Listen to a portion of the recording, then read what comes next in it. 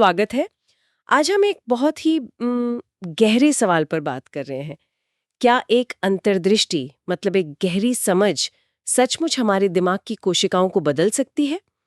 हम David Boehm और कृष्णमूर्ति के बीच हुई बातचीत अंतर्दृष्टि और मन की परिवर्तनशीलता के कुछ हिस्सों पर गहराई से सोचेंगे। हाँ, और ये सवाल बहुत मौलिक है। बिल्कुल। मतलब सदियों से हमारा दिमाग एक ही तरह से काम करता आया है। यादें, अनुभव, ज्ञान, सब कुछ एक पैटर्न में। हम्म, तो क्या इस पैटर्न से, इस ढर्रे से हटकर कोई बुनियादी बदलाव हो सकता है? एकदम फंडामेंटल चेंज? हाँ, यही यही मुद्दा है इस बातचीत का कि ये बदलाव कहाँ से आएगा?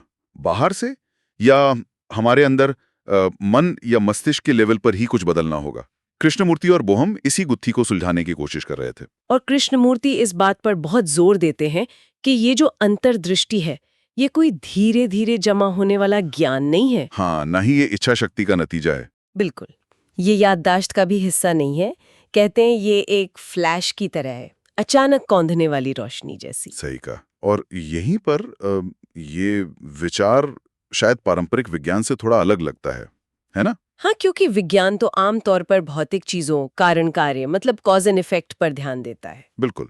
तो सवाल ये उठता है कि क्या कोई अभौतिक चीज, जैसे ये अंतर्दृष्टि, वो भौतिक चीज यानी हमारे मस्तिष्क की कोशिकाओं पर असर डाल सकती है? हालांकि बातचीत में इस पर सहमति है कि विचार खुद एक भौतिक प्रक्रिया है, मस्तिष्क में होने वाली एक फिजिकल प्रोसेस। हाँ, न्यूरॉन्स की एक्टिविटी, केमिकल्स, वो सब विचार कारण कार्य का हिस्सा है, इसमें कोई दो राय नहीं। हाँ। लेकिन अंतर्दृष्टि को इस भौतिक प्रक्रिया से अलग माना गया है, स्वतंत्र, अकारण कहा गया उसे, कॉजलेस। अच्छा, अकारण। हाँ, और यही सबसे दिलचस्प मोड़ आता है। क्या ये अकारण चीज, ये अंतर्दृष्टि, उस कारण कार्य पर आधारित भौतिक प्रक्रिया को, मतलब हमारे सोचने के तरीके को, हमारे मस्तिष्क को बदल सकती है? क्या ये संभव है? कृष्णमूर्ति इसे समझाने के लिए अंधकार और प्रकाश का उदाहरण देते हैं। हाँ, वो रूपक इस्तेमाल करते हैं। वो कहते हैं कि हमारी जो सामान्य सोचने की प्रक्रिया है, वो अंधकार में चलती है। और इस अंधकार का केंद्र है स्व, हमारा अहंकार, मैं। हम्म, और अंतर्दृष्टि एक प्रकाश की तरह है, जो आते ही इस अंधकार के केंद्र को, उस स्व को मिटा देती है, नष्ट कर देती है। तो इसका मतलब ये हुआ कि अंतर्दृष्टि सिर्फ कोई एहसास या समझ नहीं है, ये वाकई में मस्तिष्क के काम करने के तरीके में, उसकी फिजिकल प्रोसेस में बदलाव ला सकती है। हाँ, एक वास्तविक भौतिक बदलाव। क्योंकि जहां प्रकाश आ गया वहां अंधेरा तो रह नहीं सकता। तो विचार की प्रक्रिया अब उस अंधकार में, उस स्व के घेरे में नहीं चलेगी। ये सोचना ये अपने आप में काफी क्रांतिकारी लगता है। इसे और समझाने के लिए उन्होंने प्रेम और घृणा का भी उदाहरण दिया है ना? हाँ, वो उदाहरण बहुत अच्छा है।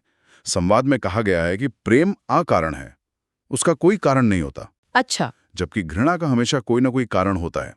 उसने मुझे चोट पहुंचाई इसलिए मैं घृणा करता हूं वगैरह।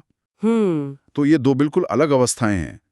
जैसे प्रकाश और अंधकार, जहां एक है वहां दूसरा टिक नहीं सकता। बिल्कुल। तो इसी तरह जब वो अकारण अंतर्दृष्टि आती है, वो प्रकाश, तो वो कारण कार्य पर आधारित पुरानी स्व वाली विचार प्रक्रिया यानी अंधकार, उसके लिए जगह ही नहीं बचती, वो उसे बदल देती है। ये बात पारंपरिक वैज्ञानिक समझ से थोड़ी अलग है।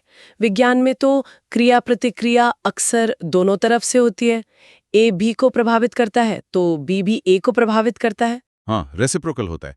लेकिन यहां कहा जा रहा है कि अंतर्दृष्टि जो अकारण है, विचार जो कारण पर आधारित है, पर काम कर सकती है, उसे बदल सकती है। लेकिन विचार प्रक्रिया अंतर्दृष्टि को पैदा नहीं कर सकती या उस पर हावी नहीं हो सकती। ये एक तरफा असर जैसा है। प्रकाश अंधेरे को मिटाता है, अंधेरा प्रकाश को नहीं बना सकता। तो फिर अम, एक बहुत स्वाभाविक सा सवाल मन में आता है कि ये अंतर्दृष्टि मिलती कैसे है? इसका तरीका क्या है? हाँ, ये सवाल तो आएगा ही। पर कृष्णमूर्ति कहते हैं कि कैसे पूछना ही गलत है। अच्छा, क्यों? क्योंकि जैसे ही हम कैसे पूछते हैं, हम फिर से एक कारण, एक तरीका, एक मेथड ढूंढने लगते हैं। हाँ, एक स्टेप बाय स्टेप प्रोसेस। बिल्कुल। और अंतर्दृष्टि तो है ही अकारण। तो कैसे का सवाल हमें वापस उसी कारण कार्य की दुनिया में, उसी अंधकार में खींच लाता है, जिससे अंतर्दृष्टि हमें बाहर निकालती है। ये पूछना कि इसे कैसे पाएं, मतलब उसे एक लक्ष्य बना लेना। जबकि वो लक्ष्य बनाने से नहीं मिलती, वो तो बस घटित होती है। और फिर अंत में एक और भी गहरा सवाल उठता है। अगर ये अंतर्दृष्टि या जैसे प्रेम की बात हुई, ये अकारण अवस्था इतनी स्वाभाविक है, इतनी नेचुरल, तो फिर ये हम सब में बचपन से ही क्यों नहीं होती? सही सवाल है। इंसान ज्यादातर तो रिएक्शन में ही जीता है, घृणा का जवाब घृणा से देता है। ऐसा क्यों? क्या मतलब मनुष्य की शुरुआत ही केवल एक प्रतिक्रिया देने वाले जीव की तरह हुई थी, जैसे जानवर होते हैं, चोट के बदले चोट, डर के बदले भागना? या फिर क्या कुछ इंसानों में, या शायद सभी में, शुरू से ही ये अकारण प्रेम या अंतर्दृष्टि का तत्व मौजूद था, एक बीज की तरह, जिसे हमने शायद अपनी कंडीशनिंग, समाज के दबाव में पनपने ही नहीं दिया? ये सोचने वाली बात है। हाँ, ये सवाल वाकई विचारणीय है कि क्या ये अकारण क्षमता, ये पोटेंशियल हम सब में है, भले ही वो सोई हुई हो?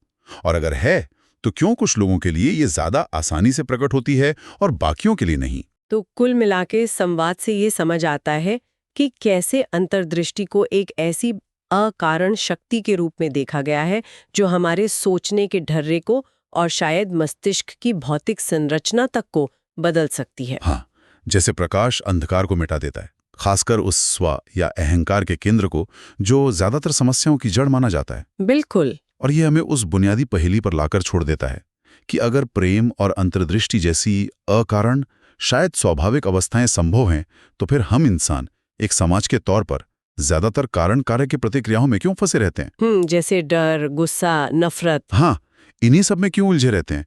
क्यों ये स्वाभाविक लगने वाली स्थिति, ये क्लैरिटी, ये प्रेम सबके लिए सहज अनुभव नहीं बन पाता? इस पर वाकई और सोचने की जरूरत है।